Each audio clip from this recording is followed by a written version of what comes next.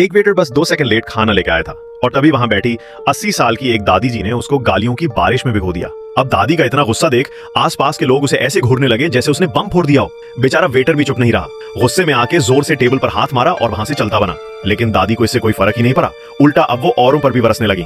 जो भी पास में था सबको खरी खोटी सुनाने लगी। एक साइड में बैठी महिला से तो रहा नहीं गया, उसने भी पलट के कुछ बोल दिया। बस फिर क्या, दादी ने उसे भी शाप दे दिया, ऐसे जैसे कोई भूतनी हो।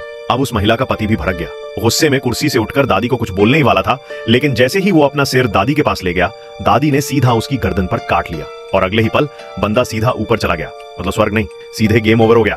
अब ये देख सारे लोग डर के मारे सन्न रह गए। फिर दादी ने गुस्से में टेबल उलट दी और चिल्लाई, अब कोई नहीं बचेगा। किचन से एक हट्टा कट्टा शेफ आया और दादी पर ताव में आकर फ्राइंग पैन फेंक मारा, सीधा जाकर दादी के सिर पे लगा। लेकिन वो तो जैसे टाइटैनिक हो, डूबी ही नहीं।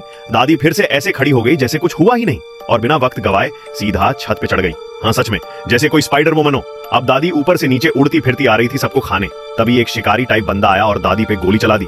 लेकिन दादी थी बड़ी स्मार्ट, गोलियों को ऐसे चकमा दे रही थी जैसे मैट्रिक्स फिल्म चल रही हो। उल्टा पलट के उस शिकारी को एक झापड़ मारा, वो सीधा हवा में उड़ गया और इसी खतरनाक मोड़ पर एक और बंदा मैदान में कूद गया। उसने जल्दी से जमीन से गिरी हुई बंदूक उठाई और सीधा दादी पर निशाना साध लिया।